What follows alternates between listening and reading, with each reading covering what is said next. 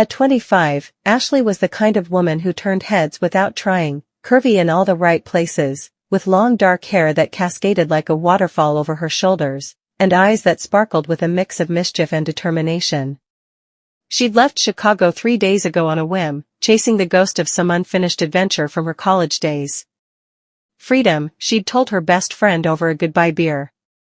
No plans, no drama, just the open road. But now, as the temperature climbed past 100 degrees, freedom felt a lot like heatstroke. She popped the hood, fanning herself with a crumpled map, when the distant rumble of an engine caught her ear. Dust kicked up in the rearview mirror as a sleek black pickup truck crested the hill. Ashley straightened her sundress, the one with the low neckline that she'd packed more for style than practicality, and waved her arms like a damsel in a bad western. The truck slowed, gravel crunching under its tires, and pulled up beside her. The driver, a rugged guy in his early 30s named Jax, leaned out the window with a grin that suggested he'd seen this scene before. Sun-bleached tattoos snaked up his forearms, and his flannel shirt was unbuttoned just enough to hint at the hard-earned muscles beneath. "Looks like you could use a lift," he said, his voice carrying that easy drawl of someone who'd spent too many summers under this relentless sky. Ashley laughed, a sound like wind chimes in the dry air. "More than a lift, I need a miracle. Thing just died on me." "You a mechanic, or just passing through like a cowboy in a John Wayne flick?" Jax hopped out, tipping an imaginary hat.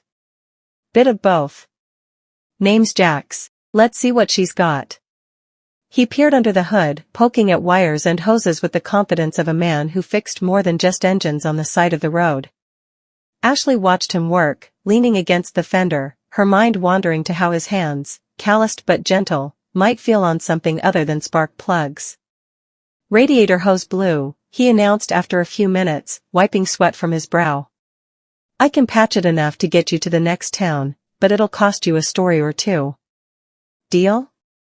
She arched an eyebrow, crossing her arms in a way that accentuated her face. "A story? Honey, I've got a whole novel. But first, how about that lift? I'm dying out here." Jax chuckled, grabbing a toolbox from his truck bed.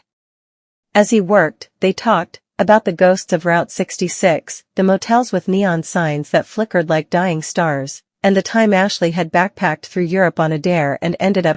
Jax shared tales of hauling freight across state lines, dodging sandstorms and bad debts, his laugh deep and infectious. The fix took longer than expected, the sun dipping lower and painting their skin in golden hues. When he finally slammed the hood shut, Ashley felt a spark, not from the engine, but something electric between them.